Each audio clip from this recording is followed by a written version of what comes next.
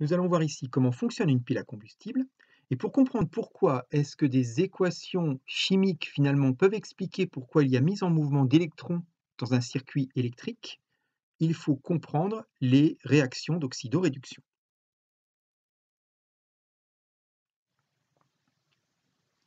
Tout d'abord, la base.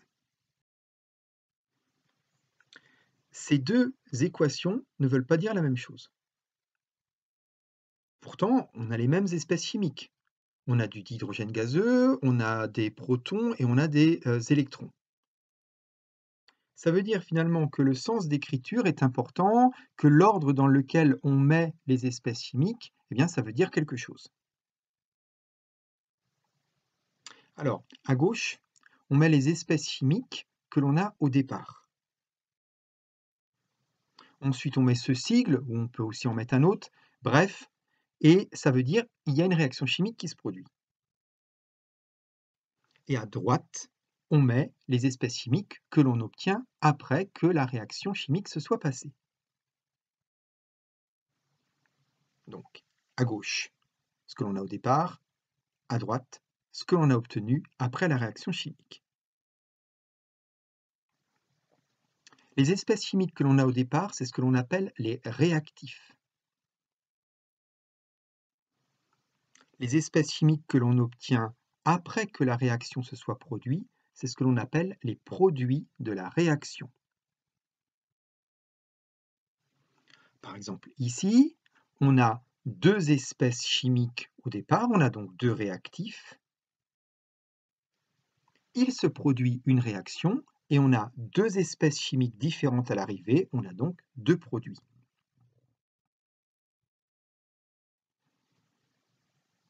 Prenons un exemple concret. Ici, ça veut dire qu'au départ, on avait de l'eau liquide, qu'il y a une réaction chimique et qu'on a obtenu du dihydrogène gazeux, c'est donc une espèce chimique, et une autre espèce chimique qui est du dioxygène gazeux.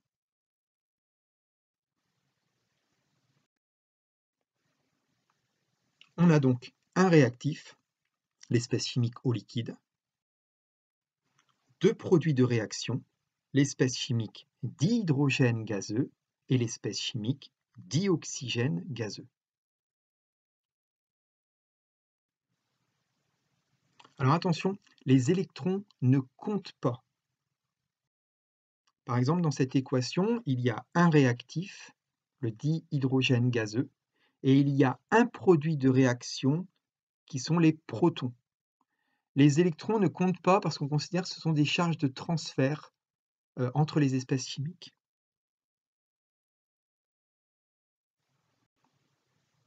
Maintenant, une espèce chimique qui a la capacité de donner des électrons, c'est ce que l'on appelle un réducteur.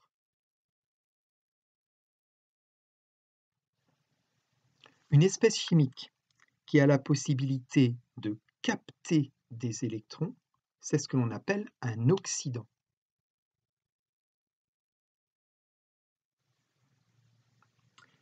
Lorsque l'oxydant a capté des électrons, dans ce cas-là, l'espèce chimique a changé. Elle s'est transformée en réducteur. Et le réducteur qu'elle a ainsi formé, on le présente avec cette écriture normalisée. C'est-à-dire qu'on met l'espèce chimique sous sa forme oxydant à gauche, on met une barre divisée et on met l'espèce chimique sous sa forme réducteur à droite. Exemple, dans un livre, on peut vous dire qu'il existe le couple Zn2+, Zn. Ça, c'est un couple redox. À gauche, il y a l'oxydant, Zn2+. À droite, il y a le réducteur, Zn. Cette simple écriture dans un livre nous renseigne sur plein de choses. Ça veut dire par exemple que l'ion Zn2+, chimiquement, il a la capacité de capter des électrons. Et dans ce cas-là, il va se transformer en métal zinc.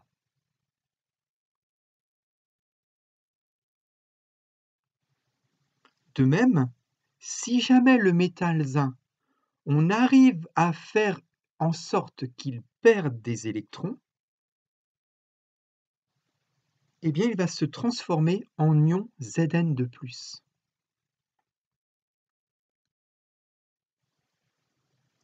Si c'est les ions Zn de plus qui captent des électrons et qui se transforment en métal zinc, comme on part d'une espèce chimique qui était un oxydant et qu'on arrive à la fin à une espèce chimique qui est un réducteur, on a donc une réduction.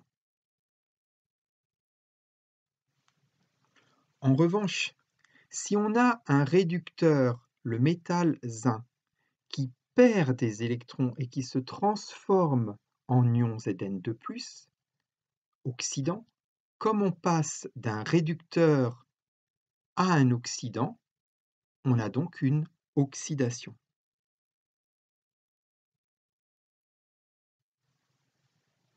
On peut dire encore les choses différemment.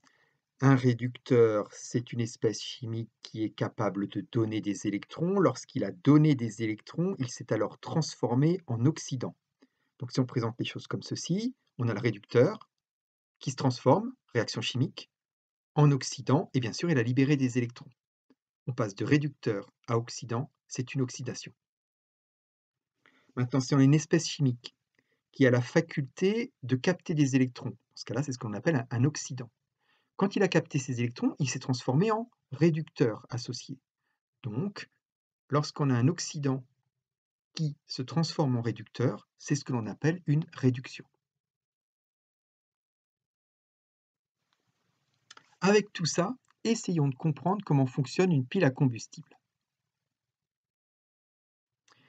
On va essayer d'expliquer ce qui se passe au niveau de l'électrode A de la pile, sachant que dans toute pile, il y a 2 électrodes. Tout d'abord, on voit que sur cette électrode, il arrive du dihydrogène gazeux.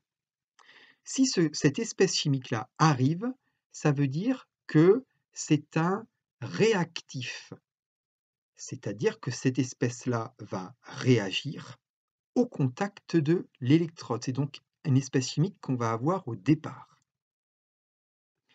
Maintenant, qu'est-ce qui va se passer au cours de la transformation chimique lorsque le dihydrogène va taper sur l'électrode?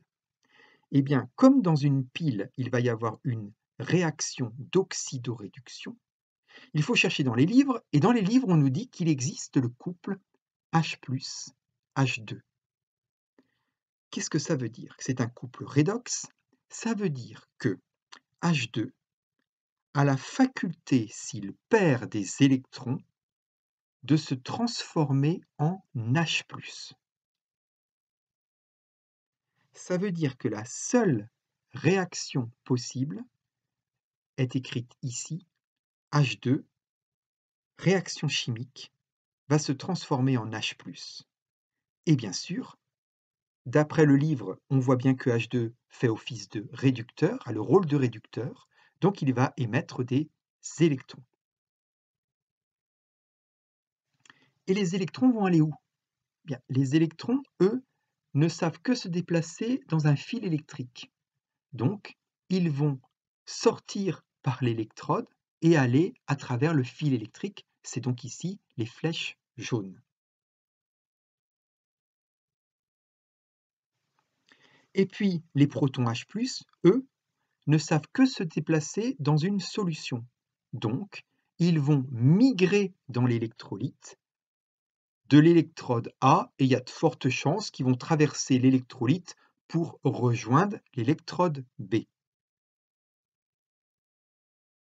Avec les équations d'oxydoréduction, on peut donc dire que finalement, une mole de dihydrogène gazeux, lorsque cette mole va frapper l'électrode A d'une pile à combustible, il va y avoir libération de 2 moles de protons qui vont migrer dans l'électrolyte et de 2 moles d'électrons qui vont se déplacer dans le fil électrique.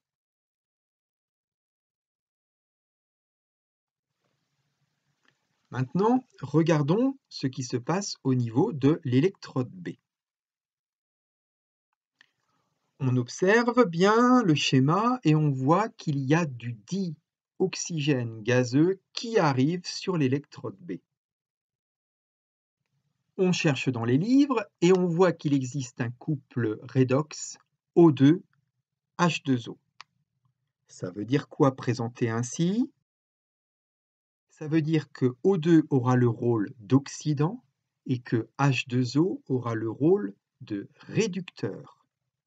Si O2 a le rôle d'oxydant, ça veut dire il aime bien, finalement, capter des électrons. Et lorsqu'il a capté des électrons, il se transforme en H2O liquide. Donc la seule réaction possible à l'électrode B, elle est de ce type ici, O2 qui capte des électrons et qui se transforme grâce à une réaction chimique d'oxydoréduction en H2O. Mais cette équation, elle est bancale puisque à droite, on a 2H et à gauche, on n'en a pas. Donc ça veut dire que pour qu'elle se produise, il y a d'autres espèces chimiques qui interviennent. Et les espèces chimiques qui vont nous aider, ce sont des protons qui vont arriver, bien sûr, de l'électrode A. Et on va donc avoir à l'électrode B la réaction chimique suivante, O2 plus 4 moles d'électrons plus 4 moles de protons, réaction chimique qui vont se transformer en 2 moles d'eau liquide. Eh bien, cette équation que l'on vient d'écrire explique pourquoi est-ce qu'une pile à hydrogène donne comme produit de réaction de l'eau liquide. Et voilà pourquoi il y a de l'eau liquide qui coule sous une pile à hydrogène. Et puis, j'en ai déjà parlé, mais je peux réinsister, on peut se dire, mais d'où vont venir ces 4 moles d'électrons et ces 4 moles de protons pour réagir avec le dioxygène gazeux sur l'électrode B? Bien sûr, on a vu précédemment que l'électrode A émettait dans le fil électrique des électrons. Donc les électrons, eux, vont aller vers l'électrode B. Et puis les protons, H+, d'où viennent-ils? Eh bien, ils ont été libérés par la réaction chimique qui s'est produite à l'électrode A. Je vous ai dit que les protons migraient dans l'électrolyte. Et bien sûr, les protons, en migrant de l'électrode A vers l'électrode B, vont ainsi alimenter la réaction chimique qui se produit pour libérer de l'eau liquide. On a donc une circulation d'électrons dans le fil. Le circuit est bouclé puisqu'il y a aussi des charges qui circulent dans l'électrolyte. Ben voilà, on a une production d'électricité simplement avec des réactions chimiques à l'intérieur de la pile. On a donc transformation d'énergie chimique en énergie électrique.